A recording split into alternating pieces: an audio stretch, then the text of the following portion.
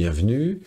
J'aimerais commencer cette session en faisant quelque chose que je me retiens de faire depuis quelques jours en sachant que je vais le faire pendant ce live. C'est d'aller découvrir la nouvelle version de DaVinci Resolve, ce logiciel de montage gratuit, pratiquement professionnel, tellement qu'il y a de fonctionnalités, de possibilités avec ce logiciel de prévu. On va voir comment ça se présente. On va directement aller peut-être sur leur site. Nous voilà sur le site internet. Donc comme c'est en version bêta, on ne peut pas mettre à jour, si on a déjà DaVinci Resolve, on ne peut pas la mettre à jour directement. On est obligé de la télécharger et de l'installer quand même. Alors, c'est parti. Il y a quelque chose qui a changé, c'est qu'avant, on pouvait ne pas remplir toutes nos coordonnées personnelles. Ce qui apparemment n'est plus le cas maintenant, donc je vais le faire rapidement. Ok. Donc, voilà, j'ai mis mes coordonnées. Comme ça, maintenant, on peut tout simplement le télécharger. Donc, il est même en train de télécharger automatiquement. Je n'avais même pas remarqué en bas ici. Il est déjà en train de se télécharger. Donc, il est assez gros. Hein. Il fait plus de 2 gigas. C'est un gros fichier. C'est un très, très gros programme. Voilà, j'arrête. Je ne vais pas le répéter 50 fois, mais c'est un programme qui est extraordinaire pour faire du montage vidéo. C'est parti. Alors, hop, je vais le copier. Ça vous permet de voir comme ça en temps réel le principe. Et c'est bien la version 18.0 B1, donc la bêta 1 sûrement. C'est parti. Vous voyez, 2 Go 8, hein, c'est un programme énorme quand même. Allez, donc on double-clique, on l'installe. D'accord, il a besoin d'installer 2-3 trucs. A priori, on accepte. En fonction de vous, si c'est la première fois que vous l'installez, c'est possible qu'il faille cocher ici le faire like, puisque ça c'est la gestion audio, mais comme moi il est déjà installé, il me le propose pas. A priori, ce qu'il propose par défaut doit être bon. Alors, si on clique sur install, est-ce qu'il va bien me proposer le bon dossier? Ok, next. On accepte the agreement, next. Ah oui, il faut quand même que je change le dossier. Moi je l'avais déjà installé sur F, donc je le change. Allez. Donc là, bien sûr, vous l'installez où vous voulez sur votre disque dur, hein, en fonction de la place que vous avez. Je vous rappelle que c'est un gros programme. Après, derrière, on pourra de toute façon stocker les vidéos dans un autre dossier s'il y a besoin. Ça permet de répartir le programme d'un côté, les dossiers vidéo de l'autre. Alors voilà, une petite installation tranquille de DaVinci Resolve. Finish. Ok. Quelques petits outils Microsoft à installer supplémentaires. Ok. Merci, je vous en prie. Bon, on va le lancer. Allons faire un tour dans DaVinci Resolve version 18. Alors, voilà les nouveautés. English, est-ce qu'on peut les voir en French? Oui, en français. Alors, collaboration avec le domaine. Sous-titrage amélioré. Alors, on peut faire plusieurs pistes de sous-titres, ça j'avais vu. Apple Neural, cache de profondeur 3D. Vous voyez, des trucs, je ne comprends même pas la question. Superposition du tracking. Alors, ça, c'est hyper impressionnant. Masquage des objets. Accélération des textes et des formes. D'accord. Et workflow proxy simplifié. Ah ben, vous voyez. Alors, lire la suite. Est-ce qu'on peut avoir la liste des... Ah, d'accord. Et là, on a la liste. On était sur le site de tout à l'heure, ça. D'accord, ça c'est sur leur site internet, toutes les modifications de cette version-là. On pourra aller y jeter un coup d'œil à l'occasion, mais l'idée, c'est qu'on va rentrer dans DaVinci Resolve. Il est en train de charger, hein. Vous voyez, là, il charge un peu tous les composants.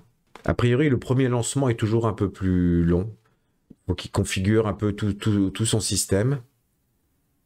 Et après, les fois suivantes, il est beaucoup plus rapide à charger. Vous voyez, chargement de la page d'étalonnage. Vous voyez, on voit ici que ça bouge un petit peu.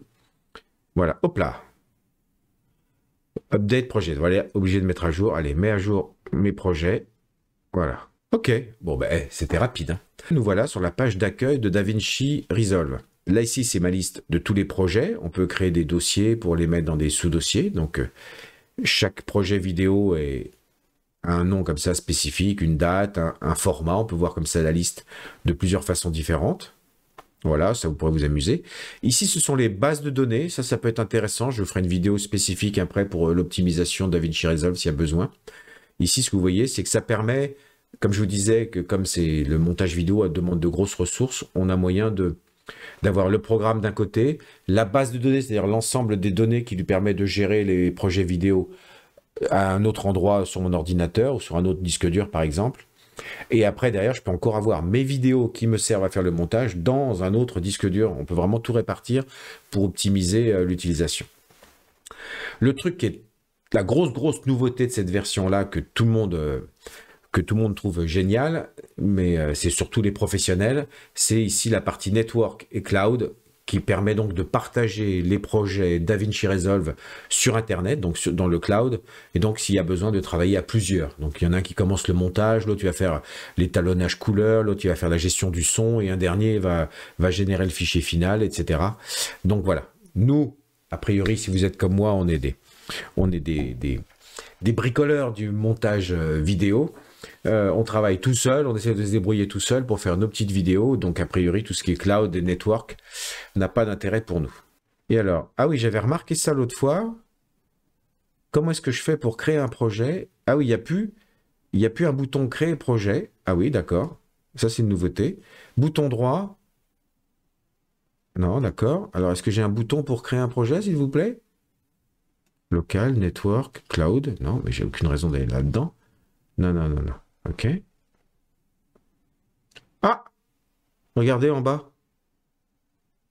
Le bouton nouveau projet qui est apparu. Il n'y était pas, hein, il y a 2 secondes. Hein. Ah, vous voyez, alors on est peut-être dans la version... D'où l'intérêt, on est dans la version bêta. Donc, le fait de changer d'écran, en haut ici, au cas où. D'accord. Donc, si vous ne voyez pas ça apparaître, import, export, nouveau projet, fermé. Changer d'écran là-haut pour faire apparaître ces boutons-là. Et donc, l'idée, c'est de faire... Alors, on peut aller dans le dossier qu'on veut. Je vais dans mon dossier principal et on va faire nouveau projet. Et je vais faire nouveauté version 18. Et voilà. OK. Et me voilà donc dans la page principale. On voit bien en bas ici que c'est encore marqué public bêta. Je vous ai déjà parlé un petit peu des différents écrans. Ici, vous avez moyen de naviguer dans les différentes fenêtres. Hein. Là, c'est comme son nom l'indique, là, c'est le gestionnaire de médias. D'accord? Donc là, ici, la liste de tous les médias qu'on peut importer, tous vos fichiers, vidéos, sons, etc. Ici, c'est la fenêtre de montage. Moi, je préfère celle-là. Il y a une fenêtre entre les deux qui est une fenêtre cut ou édition, qui est une fenêtre de montage très simplifiée. Mais je ne suis pas du tout à l'aise avec, donc je l'ai carrément enlevé. Moi, j'aime bien la version montage normale, on verra tout à l'heure. Ici, on a la fusion qui permet de programmer, de faire tout un tas d'effets 3D. C'est super puissant. On peut faire des dizaines de vidéos rien que sur cet écran-là. Là, ici, bienvenue dans la fenêtre d'étalonnage. C'est là où on gère toute la colorimétrie et l'étalonnage, comme son nom l'indique. C'est hyper puissant. Sachant qu'au départ, DaVinci Resolve est un logiciel de colorimétrie et d'étalonnage. Il y a beaucoup de films célèbres. Je ne vais pas en citer, vous verrez sur leur site internet. Je ne voudrais pas me tromper en disant Avatar, par exemple, qui ont été colorisés avec DaVinci Resolve. Cet onglet-là, c'est Fairlight, justement. Là, c'est la gestion du son avec toutes les pistes audio. Là, c'est bien, comme j'ai rien du tout, ça paraît tout vide. Vous verrez tout à l'heure avec une vidéo, c'est beaucoup plus plein. Et à droite toute, ici, l'espèce de petite navette, la petite fusée, c'est l'exportation. Et c'est ça qui permet donc de générer après le fichier final. Voilà. Mais moi, globalement, je travaille ici dans la fenêtre montage tout le temps. Première chose, allons voir déjà un petit peu au niveau des préférences s'il y a des choses qui ont changé. Comme je vous disais, espace de stockage, vous voyez, c'est ici qu'on peut déterminer à quel endroit on veut stocker nos vidéos. C'est-à-dire tous les fichiers vidéo que DaVinci Resolve va bricoler pour fabriquer notre vidéo finale. Bien sûr, ce n'est pas nos fichiers vidéo à nous d'origine, hein, qui sont dans un dossier à part. On les importe dans DaVinci, mais après DaVinci a besoin forcément de générer des fichiers vidéo pour travailler avec nos vidéos. Et voilà le dossier dans lequel il met. Donc moi, j'ai mis ça dans ce dossier sur mon disque dur F, parce que c'est un disque dur SSD, ça permet que ce soit beaucoup plus rapide. Mémoire GPU, ça, alors voyons voir ensemble. Configuration de la mémoire, on laisse par défaut, il met par défaut des quantités de mémoire qu'il va utiliser comme d'habitude. Ça, on peut laisser par défaut. Méthode de calcul auto, on laisse tout auto.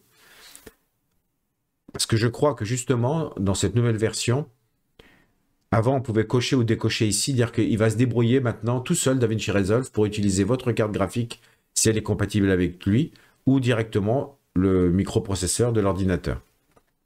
Donc, l'espace de stockage, on a vu. Option de décodage, voilà, moi je touche à rien. Entrée-sortie vidéo, je touche à rien. Plugin vidéo, je touche à rien. Plugin audio, je touche à rien. Les panneaux de contrôle, c'est là où on peut déterminer en bas les panneaux de contrôle si on les affiche ou pas. Général, profondeur, recherche automatiquement les mises à jour, oui, pourquoi pas. Envoyer un rapport quand il y a une erreur, ok. Compte internet. Alors ça c'est intéressant parce qu'ici, ça permet de connecter directement DaVinci Resolve avec vos réseaux sociaux. Donc vous voyez, on a quoi ici? On a Twitter, Vimeo, Dropbox ou YouTube. Ce qui veut dire que comme ça, à partir du moment où lorsque l'on génère une vidéo finale, on peut lui demander, une fois que la vidéo a été fabriquée, on peut lui demander directement de l'uploader dans YouTube. Il pourra même aussi automatiquement mettre les chapitres dans la vidéo YouTube directement sur YouTube en fonction de ce qu'on aura configuré dans DaVinci Resolve. Ça aussi, on en parlera. Et option avancée, rien du tout. Alors, compte Internet, on va essayer ça. Connexion. Je me connecte à mon compte. C'est celui-là. OK, autorisé. Et c'est tout. Voilà. Donc, je peux le refermer et retourner dans DaVinci Resolve. Ah oui, je suis connecté. Donc là, je vais pouvoir directement uploader mes vidéos. Option avancée, rien. D'accord. Et là, vous voyez, on a un onglet utilisateur. Donc là, c'est intéressant parce qu'il y a forcément des choses spécifiques en fonction de l'utilisateur. Donc l'interface en français, c'est vous qui voyez. Il n'y a pas 50 langues possibles. Charger le projet le plus récent, montrer le panneau actif, fonction gris. Qu'est-ce que je touche ici? Non. Enregistrer et charger. Alors ça, important. Enregistrement continu.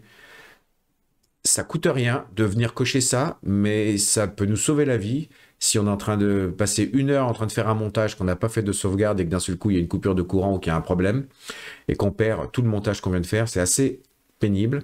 Donc enregistrement continu. Vous pouvez programmer un enregistrement toutes les temps de minutes si vous voulez, mais enregistrement continu, ça c'est vital.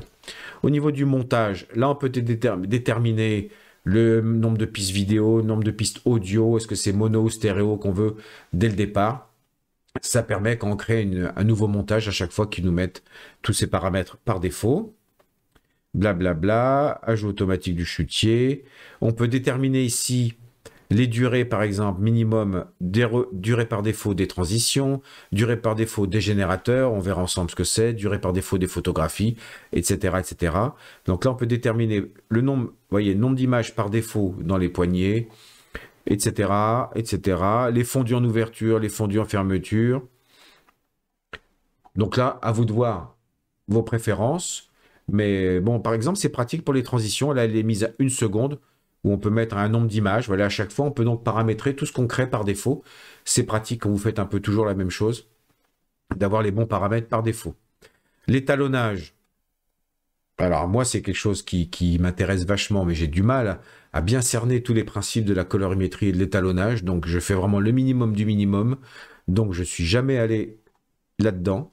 Et je vous avoue que je ne saurais même pas quoi faire là-dedans. Donc à l'occasion, si ça vous dit, j'irai me renseigner et faire des vidéos pour vous transmettre ce que j'aurais compris sur l'étalonnage.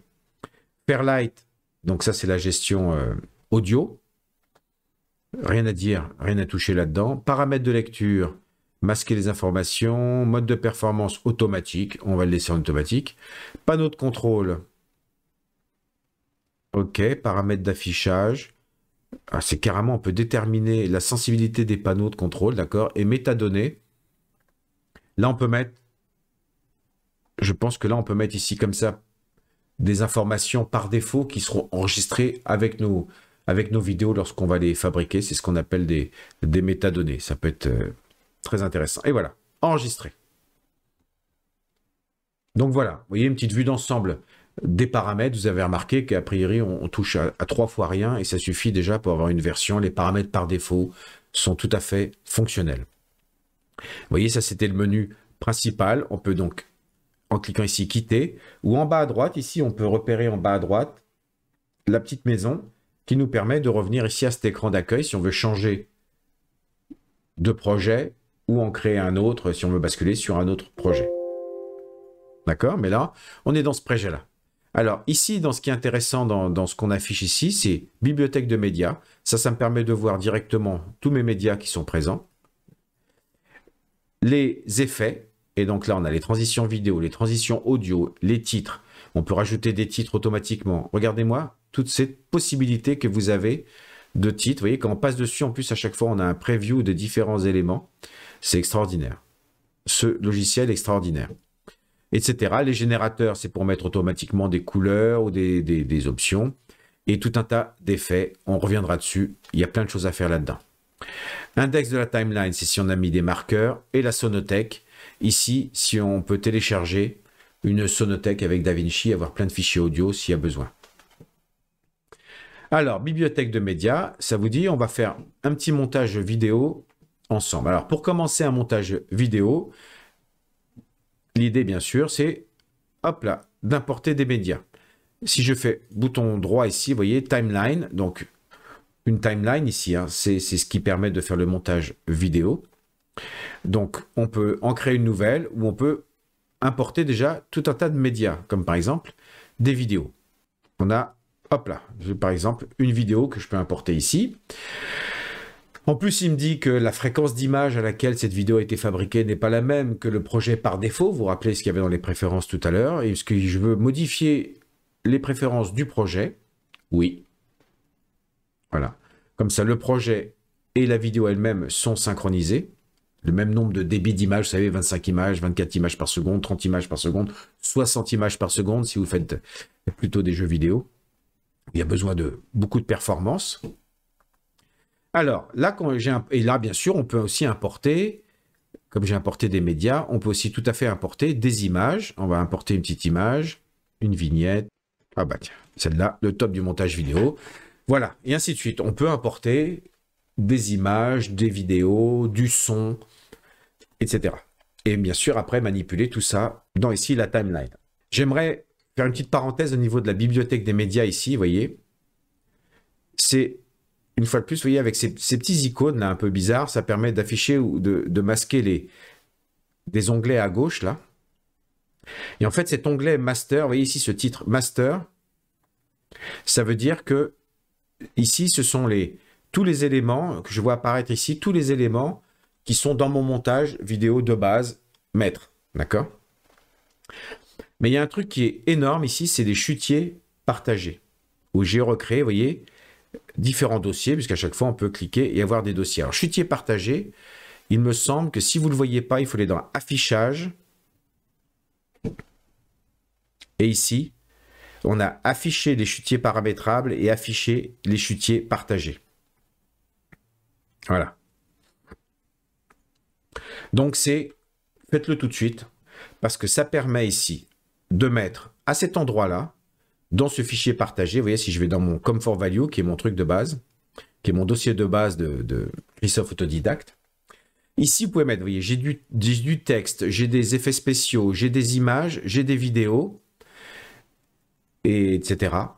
Et tout ce que vous mettez là sera de toute façon toujours disponible dans n'importe quel projet que vous allez ouvrir. Donc, c'est super pratique. Si j'ai besoin d'avoir, par exemple, si je regarde ici, je double-clique dessus, vous voyez, ça permet de le voir à droite, le contenu de l'élément. Et vous voyez ici, c'est ma vignette de fin ou de début de vidéo. Ici, j'ai un logo, etc. Et donc, comme ça me permet d'avoir accès toujours à tous ces éléments n'importe où. Vous voyez ici, dans Master, si je clique, j'ai mes fichiers qui dépendent du projet en cours que je suis en train de fabriquer. Mais ici en bas, dans Master, on peut faire des sous-dossiers, voilà, dans Comfort Value. Ici, j'ai tout un tas de fichiers que je pourrais réutiliser entre tous mes différents projets. Donc ça, c'est pratique. Dès que vous avez fait vous voyez, une vidéo d'intro, votre logo, une vidéo d'animation, ou votre vidéo de fin, vous les mettez là-dedans. Comme ça, à chaque fois, vous faites un nouveau projet. Pas besoin de réinventer la roue, pas besoin à chaque fois de réimporter, de retrouver sur vos disques durs où vous avez mis vos différents éléments. Il y a juste besoin d'aller les chercher ici et ils sont toujours disponibles. Bien sûr, il faut que sur vos disques durs, ils restent toujours au même endroit. C'est pour ça que c'est important d'avoir sur vos disques durs des dossiers bien spécifiques sur lesquels vous conservez vos éléments.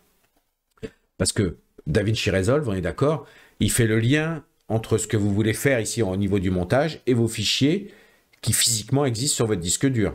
Mais il ne les récupère pas, les fichiers. Sinon, ça serait beaucoup trop lourd. Imaginez, là, je crois que j'ai téléchargé un fichier vidéo qui faisait 2 gigas. Il ne va pas à chaque fois remettre un fichier de 2 gigas à l'intérieur de son logiciel de montage. Il crée juste des liens entre. C'est ça d'ailleurs qu'on stocke dans la fameuse base de données qu'on voit ici. Et dans le fichier de montage. Ici, c'est juste tous les fichiers de montage ici ne font que conserver tout le bricolage que j'ai fait sur des vidéos qui existent, mais qui sont à l'extérieur de DaVinci Resolve. Donc il est évident que si parfois on s'amuse à les déplacer, ça m'est arrivé parfois de ne pas faire exprès de virer des fichiers vidéo de mon disque dur, et je relançais DaVinci Resolve, il n'arrêtait pas de me donner des messages d'alerte en rouge en disant je ne trouve plus tel fichier, tel fichier, tel fichier. Voilà.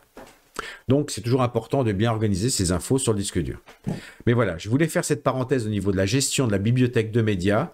Vous avez ici dans Master vos fichiers à vous principaux et ici dans Chutier partagé, accès à tous les fichiers qui seront, comme son nom l'indique, partagés entre tous vos projets. Voilà. Donc, par exemple, ici, j'ai une vidéo, vous voyez, je l'attrape et je la mets directement dans ma timeline. Vous voyez, on voit qu'il essaye forcément de la mettre au tout début. Vous voyez la tête de lecture, c'est le trait rouge ici. Il a essayé de la mettre forcément tout au début. Une fois qu'elle est importée, je peux enlever ça pour avoir un peu plus de visibilité. Et là, ici, en jonglant avec la taille ici, ou avec la molette quand je suis au niveau de ma preview là, ici, ça me permet, voilà, de voir déjà ici, le montage global de la vidéo. Ce que je vous ai fait voir un petit peu la dernière fois. Donc, quelques raccourcis clavier que j'utilise régulièrement, c'est Alt avec la molette dans la timeline, ce qui permet de réduire la taille de la timeline. Voilà, le zoom, dont on a accès ici aussi. Vous voyez, ici, c'est le zoom de la timeline. Je peux l'agrandir et le baisser, mais je trouve que c'est pas très pratique de l'attraper comme ça. Zoom personnalisé, zoom détail, zoom minimal. Si on clique dessus, ah ouais, c'est pas mal. Zoom détail, c'est à fond. Zoom minimal, là, c'est bon à savoir, tiens. Je le découvre en même temps que vous. Ici, avec ce zoom-là, ça permet d'avoir accès, de voir tout mon montage en une seule fois. Alors, j'en profite, je vais faire 2-3 petits apartés pour aller jusqu'au bout de la présentation de ce logiciel, qui va rester une présentation de base pour l'instant. Je ne vois rien de flagrant par rapport à ce que j'avais l'habitude d'utiliser, mais comme ça permet de faire une vidéo un petit peu plus complète sur l'utilisation de DaVinci Resolve. Ici, vous voyez, si je clique sur ma vidéo, on voit que j'ai une vidéo et j'ai 4 pistes audio. Parce que c'est ce que je fais lorsque j'enregistre. Si je peux avoir plusieurs sources audio, donc j'enregistre à chaque fois plusieurs pistes audio. Alors, je vous fais voir tout de suite une petite combine. C'est que, vous voyez, si je clique ici, on voit bien que la vidéo et toutes les pistes audio sont liées ensemble. Et heureusement, parce que sinon, si on perd la synchronisation entre l'audio et la vidéo, c'est pas drôle. Il y a des moyens de resynchroniser, mais voilà. Mais pour l'instant, on veut éviter de perdre la synchronisation. Mais par contre, ce qu'il y a, c'est que j'ai pas besoin d'avoir toutes ces pistes audio. Ça m'encombre. C'est pas méchant, mais ça m'encombre visuellement et techniquement si je veux manipuler cette vidéo. Donc, si je clique ici, vous voyez, à chaque fois, il sélectionne tout, puisque tout est lié ensemble. Donc, bouton droit, vous voyez, lier les plans, je décoche, et là, comme ça, tous les plans sont plus liés ensemble. Je clique à l'extérieur, et là, cette fois-ci, vous voyez, si je clique, il clique indépendamment sur chaque ligne. Donc, je clique en bas, contrôle, je continue, vous voyez, comme n'importe quel logiciel sur ordinateur. Avec contrôle, je sélectionne ces 3 lignes-là, et avec le retour arrière, backspace, là, qui est juste au-dessus de l'entrée, tac, je les supprime. Et comme ça, maintenant, je peux resélectionner, on peut faire ça aussi comme ça, ces deux lignes-là, donc la vidéo et l'audio qui vont ensemble, bouton droit, et hop, je refais lier. Je déclique, et là, comme ça, de nouveau, elles sont bien liées. Et cette fois-ci, j'ai plus toutes ces pistes audio qui ne me servaient à rien. Donc, si j'ai besoin de voir un peu mieux, je peux agrandir ici les différentes lignes, vous voyez, ici. Ici, on a forcément la ligne centrale pour voir toutes les pistes audio et les pistes vidéo. Alors, je vous ai fait voir ça déjà la dernière fois. Admettons, là ici, si je fais play, je vais couper le son pour pas que ça nous handicape. Voilà, on fait play, on voit la vidéo. Et donc là, comme j'ai fait voir la dernière fois, moi j'utilise en fait très peu tous ces boutons, tous ces raccourcis pour couper les aimants, etc. Ça permet de faire des choses parfois très, très délicates, très, très spécifiques, mais au bout d'un moment, pour gagner du temps, optimiser la vitesse à laquelle on fait notre montage, moi j'ai mon petit process qui me va bien, je vais droit à l'essentiel. J'essaie de faire des vidéos où j'ai un maximum de contenu utilisable. Dire, par exemple, vous voyez, comme là, ce que je suis en train de faire, je suis en train de m'enregistrer. Ça veut dire que là, grâce à ce live, de toute façon, je vais pouvoir récupérer la vidéo de ce live, découper toutes les parties où je fais des apartés, où je passe de choses, où je parle de choses qui sont sans importance, ou par exemple, les blancs, comme celui-là. Voilà, que ben, je pourrais couper au niveau du montage pour donner un peu plus de rythme et garder dans la vidéo finale des choses qui seront intéressantes. Et donc là, l'idée pour faire ça, c'est de repérer un petit peu ce qui plaît au début. Alors, on va faire semblant. Hein. Je vais là, on va dire que ici ça me plaît. Et donc, je vous ai déjà fait voir comment je faisais. CTRL B, et comme ça, je coupe directement. Vous voyez, si j'enlève la tête de lecture, on voit que ça a été coupé. Je clique sur ça et je fais majuscule, retour arrière. Et comme ça, il supprime ce que j'ai coupé et il ramène la vidéo qui est derrière. OK. Ici, on va couper le vide qui est là. Vous voyez, CTRL B, comme ça j'ai fait un trou, on va dire que cette partie-là, j'en veux pas. Majuscule, retour arrière, et hop, il l'a coupé et il a fait la liaison entre les deux. Et ainsi de suite. Et on va dire que ça, j'en veux pas. Tout ça, j'en veux pas. Je vais là, je coupe, je fais ça, majuscule B. Voilà, donc là, je le fais de façon un peu abrupte, mais il suffit que vous regardiez la vidéo tranquillement. Comme je vous disais, comme on peut zoomer avec Alt, vous voyez, avec ma molette, Alt, molette, on peut zoomer, dézoomer, on peut de façon parfois très, très, très précise couper au niveau d'un mot, au niveau vraiment juste d'une respiration, d'un silence. C'est vraiment très pratique de pouvoir comme ça couper. Et dès qu'on est satisfait de la coupe, on dit OK. Alors, deux, trois petites choses que j'aime bien faire, c'est qu'ici, si je clique, c'est le début de ma vidéo. Ici, vous voyez, cette espèce de petit curseur tout petit, je vais zoomer, hein, ce petit curseur blanc qui apparaît. Si je l'attrape, en fait, c'est un petit fondu au noir, un petit fondu enchaîné, un petit fondu, ouais, intégré. Et donc là, ce que j'aime bien faire, c'est je l'attrape et juste je fais un petit peu, vous voyez, si je le déplace, tout ça, ça sera la durée du fondu. Donc on va juste faire un tout petit peu, parce que là, il ne faut pas oublier que le zoom est très grand. Un tout petit peu, voilà, histoire de faire un petit effet, ce qui fait que si je retourne au début de la vidéo est noire, et si je le lance, hop, ça fait un petit fondu, et ça démarre, par exemple. Donc ça, c'est quelque chose que j'aime bien faire. À partir de là, on va dire que je voulais, entre les deux ici, rajouter, on va en profiter, je sélectionne tout ça, avec la souris, je repars, et je suis obligé de tout sélectionner hein, pour ne pas faire de bazar. Je l'éloigne bien, par exemple. Et là, je vous parlais que, grâce à ma bibliothèque de médias et mon chutier partagé, dans Come for Value, ici, je vais rajouter, j'ai ma petite vidéo où je fais apparaître mon petit logo, qui paraît toute petite, on l'efface. Alors, une astuce, c'est qu'à chaque fois, on met la tête de lecture à l'endroit où on veut zoomer. Comme ça, si je zoome, l'écran reste bien centré, toujours au même endroit, et ça évite de perdre l'endroit où on était, parce que parfois, quand on joue avec le zoom, ça peut être un peu violent. Et voilà, vous voyez, ici, c'est ma petite vidéo qui fait apparaître, voilà, mon logo. Je clique dessus et on va dire, vous voyez, si je dézoome pour voir un peu où était la suite, oh la suite j'ai mise très très loin, c'est pas grave, mais je considère qu'elle est un peu trop longue, cette animation, vous voyez. Si je vais jusqu'au bout ici, on va voir combien de temps elle fait. Alors vous voyez, pour ça, avec le curseur, je vous donne encore une autre astuce, c'est que vous voyez, quand le curseur prend cette flèche vers la gauche, alors que là je suis à gauche, ou la flèche vers la droite, ça veut dire qu'il est prêt à attraper le bord. Et vous voyez, si je clique, il attrape le bord et là je peux, et vous voyez, on voit le chiffre du haut, c'est combien j'enlève de durée, et le chiffre du bas, c'est la durée restante. Ce qui permet vraiment, et vous voyez, et je ne peux pas aller plus loin que la durée maximale. Et si je vais au début, c'est pareil, je peux attraper et réduire, et on ne peut pas, bien sûr, revenir, aller plus loin que la durée minimale. Donc là, je veux lui faire une durée de 2 secondes et quelques, voilà. Hop, 2 secondes 16, peu importe. À chaque fois, il essaie toujours de se caler sur la tête de lecture. Et si je clique, voilà, comme ça, je sais que ça fait 2 secondes, ce que j'ai fait à peu près. Et ça me permet de me dire, OK, comme ça, ma vidéo fait 2 secondes. Et donc là, je rezoome, j'attrape là. Alors ici, j'ai bien mis, vous voyez, la tête, j'enlève la tête de lecture pour que vous voyez en plus comment c'est bien fait, il y a un système d'aimantation en fait. J'attrape ici le reste de ma vidéo, je clique, je vais vers la gauche et automatiquement, vous allez voir, clac! Vous avez vu, il l'a mis. On va rezoomer pour qu'on le voie de façon plus flagrante.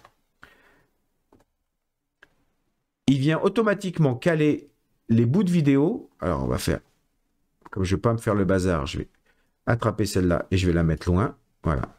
Ici, on va faire ça et on va zoomer. Vous voyez, si je l'enlève, et vous voyez, quand j'approche, automatiquement, tac, il est venu l'aimanter pour forcément que la vidéo suive la vidéo suivante. Vous voyez, elle n'a même pas besoin d'être sur la même piste. Vous avez remarqué qu'il m'a mis ça sur la piste 2. Bien sûr, on pourrait la mettre sur la piste 1, hein, ça ne change rien, puisque de toute façon, c'est une vidéo qui vient s'enchaîner.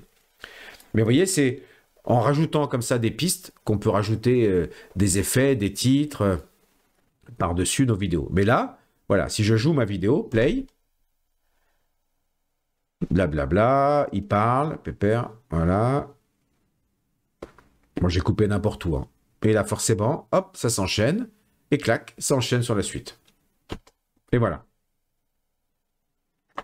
Et par exemple, on va dire qu'ici, à la fin, je vais dire au revoir. C'est là où je dis au revoir. Alors, pour que ce soit bien calé, CTRL B, je coupe ici la fin.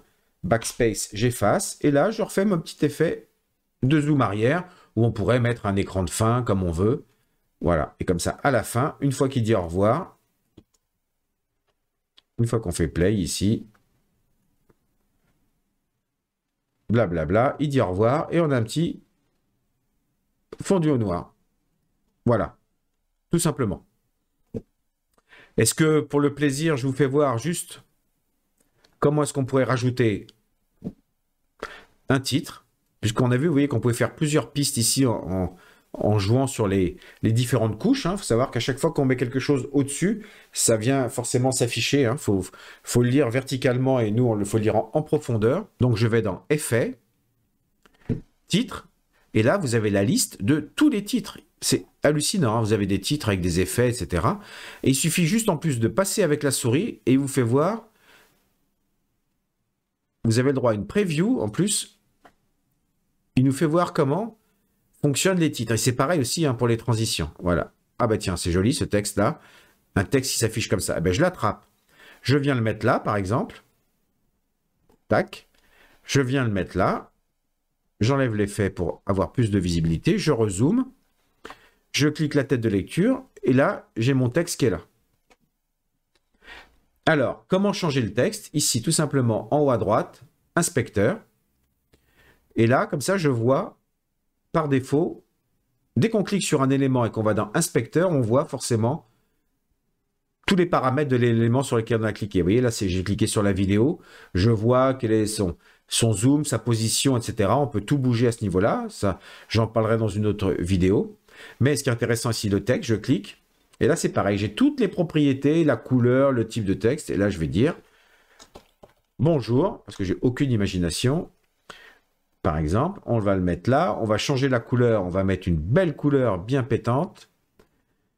J'ai à la fois aucune imagination et aucun goût artistique. Mais ça, c'est pas une nouveauté. Le size, vous voyez, on peut l'agrandir. OK. Donc, et il dure combien de temps? Rappelez-vous, avec ce truc-là, on peut vérifier. Oula, 4 secondes, c'est beaucoup trop. On va mettre sur 2 secondes. Par exemple, on peut enlever l'inspecteur. Allez, on refait play. Et là, oh, bonjour qui apparaît et qui redisparaît. Voilà. Bonjour et qui redisparaît. Et regardez tous les tics différents que vous pouvez les placer où vous voulez, les effets que vous pouvez faire, etc. C'est effrayant. Pour la peine, puisqu'on a ici les transitions, allez, on ne va pas partir sans se faire une petite transition vidéo. Donc, j'enlève ça pour l'instant. Allez, on va faire une belle transition entre celui-là et celui-là. Forcément, pour pouvoir faire une transition, il faut qu'il y ait un trou entre deux vidéos.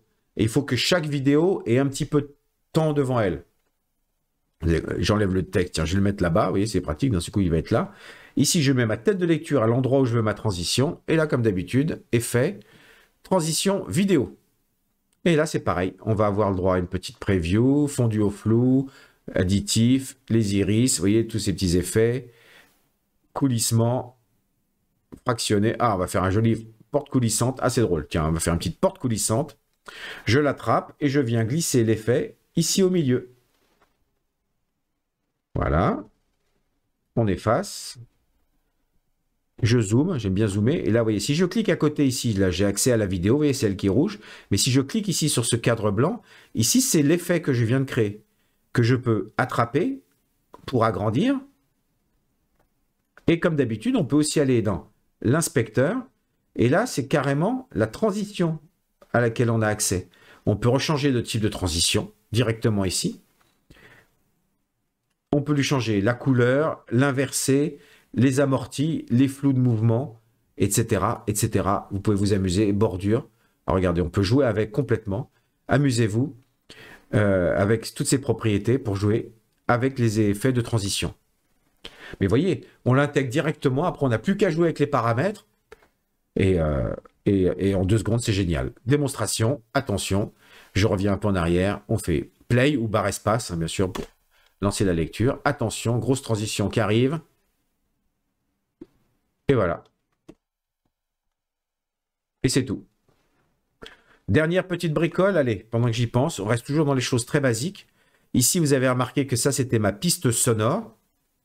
Eh bien, par défaut, je vais agrandir pour zoomer. Ici, par défaut, vous avez un trait qui est là. Vous voyez que lorsque j'approche ma souris, elle change d'affichage. Ça fait 2 petites flèches. Eh bien, si j'attrape attention, si j'attrape ce trait, c'est le volume par défaut. Et donc, si je monte, si je vais vers le haut, vous voyez, j'augmente le volume. On voit que la taille de l'onde audio augmente. Et si je le baisse, ça change aussi. D'accord? Une petite astuce, en appuyant sur majuscule, ça permet de monter et descendre de façon plus fine. Ça évite parfois de trop être violent au niveau du son. Donc voilà, si votre son est un peu bas, vous l'attrapez et vous remontez ici le niveau du son. Il y a un bon moyen de vérifier ici, c'est dans le mixeur. En haut à droite, vous voyez, on avait l'inspecteur, mais là, on a le mixeur. Si je fais play, le son est coupé, mais je vais remettre le son. Vous êtes déjà peut-être en train de le faire. Voilà, vous voyez, on voit ici à quelle hauteur est monté le son. Et ça permet de voir que si on est trop dans le rouge, ici, hop, on peut redescendre un peu pour éviter que le son sature. Ça permet de régler le son. On enlève le mixeur. On pourrait, par exemple, vous voyez, petite astuce au passage, on en profite. Si je voulais enlever ce son-là qui me perturbe, qui n'a rien à faire là, eh bien, comme d'habitude, il faut créer une rupture. Donc, CTRL B, je fais un trou. J'enlève la tête de lecture pour que vous voyez ce que j'ai fait. CTRL B ici, donc j'ai créé un trou comme tout à l'heure quand je veux enlever des parties, mais donc ou quand je veux faire une transition. Donc j'ai créé une scission ici, ce qui veut dire que là, vous voyez, si j'accède au menu, là si j'accède à la barre de volume, vous voyez, elle n'agit que sur la partie qui est à l'intérieur de cette zone qui a été coupée. Donc je pourrais la mettre à 0, même à -20, peu importe. Et ce qui veut dire que comme ça, on ne l'entendrait plus. Voilà. C'est une façon aussi de faire disparaître des sons s'il y a besoin.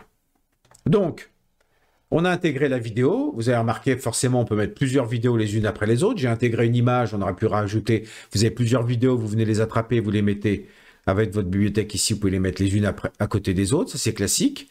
On a vu la gestion de base ici pour mettre tous vos éléments et éventuellement les éléments partagés, vos éléments à vous, les éléments partagés dans la bibliothèque de médias, les effets ici pour ajouter des titres ou des transitions, et vous voyez tout ce qu'il y a d'autre à faire, on le découvrira au fur et à mesure. Et ici, dans ma timeline, dans ma ligne de montage, ici je découpe, je fais mes vidéos, je peux régler un peu le son, je peux rajouter des titres et des transitions s'il y a besoin, et voilà. Avec ça, il y a moyen déjà de faire des vidéos tout à fait correctes. Mais moi, ce qui m'intéresse de vous faire voir pour finir, comme d'habitude, c'est l'exportation. Et là, on clique ici, et par défaut, on est sur la timeline qu'on a créée. Et là, comme je vous disais dans une précédente vidéo, pas besoin de s'embêter, on pourrait tout paramétrer. Vous pouvez vous amuser à faire vraiment des formats de vidéos très, très, très spécifiques. Ici, c'est parce que voilà, comme d'habitude, il y a toujours des vidéos qui sont un peu plus ou moins grosses, etc., qui prennent plus ou moins de place, où la qualité, admettons. Mais ici, si on prend juste YouTube, vous voyez, il y a très peu de paramètres, mais ça permet déjà 1920 sur 1080, c'est du HD, c'est très bien. On donne un nom, version 18. on donne un nom à notre vidéo, parcourir, on choisit l'endroit sur le disque dur enregistré où on veut la mettre, sur G2 points, et c'est tout. On pourrait, alors vous voyez ce qu'il me propose, alors ça, à vous de voir si vous avez paramétré votre compte YouTube avec DaVinci, mais là voilà, la nouveauté, avant, et je crois que dans la version avant, c'était pas aussi direct, mais vous voyez, c'est coché, télécharger directement sur YouTube. Je vais le décocher. Mais si c'est coché, on peut mettre directement un titre, une description, les chapitrages en fonction des marqueurs, on en parlera un autre jour, visibilité et catégorie. On ne peut pas tout mettre, mais ça peut être pratique. Moi, je ne vais pas le faire. Ici, juste ce qui reste à faire, c'est ajouter à la liste d'export. Tac. Et là, ça s'ajoute à droite. Et là, ici, c'est la liste de tous les exports que je pourrais faire. Je vous en reparlerai dans d'autres vidéos, mais sachez que, par exemple, si vous avez plusieurs projets, vous pourriez travailler sur plusieurs projets différents, les mettre tous de côté, et DaVinci serait capable après de traiter, parce que ça peut prendre un certain temps en fonction des vidéos que vous faites, il pourrait comme ça traiter toutes les vidéos derrière, les unes après les autres, vous lancez ça le soir, le lendemain matin, vous revenez, il a généré toutes vos vidéos, en plus si vous avez coché ici télécharger sur YouTube, il les aura même en plus directement toutes mis sur YouTube. Voilà. Mais là, il suffit donc de lancer ici et de cliquer sur tout rendre, on va le faire juste pour rigoler. Forcément, ça va être violent parce que je suis en train d'enregistrer pendant qu'il va générer. Mais là, on voit le temps qui reste, le pourcentage où il est en train de faire. Il en est où? Voilà, 1%, le temps qui reste. Et exportation en cours, il reste 23 minutes. Je vais l'arrêter parce que sinon, ça va être un peu trop gourmand par rapport à ce que fait mon ordinateur. Mais voilà. Et une fois qu'il a terminé, ça sera vert. Il dira tâche terminée. Et là, on pourra retrouver, je crois qu'en faisant bouton droit, voilà. Ouvrir l'emplacement du fichier. En cliquant ici, vous pourrez aller voir directement sur votre disque dur le fichier qui a été généré. Voilà, je voulais refaire un tour avec vous. C'était l'occasion de vous présenter à la fois DaVinci Resolve 18, de comment l'installer, et de refaire un tour sur comment faire du montage vidéo de base grâce à DaVinci Resolve. J'espère que ça vous a donné envie de l'utiliser, comme moi, ça m'a donné envie de l'utiliser quand je l'ai découvert il y a quelques années. Et comme depuis, je ne cesse de prendre plaisir à l'utiliser, tellement qu'il est bien étudié et tellement qu'il est puissant malgré tout. Ben, d'ici là, je vous souhaite le meilleur, je vous souhaite une bonne soirée et je vous dis à très bientôt.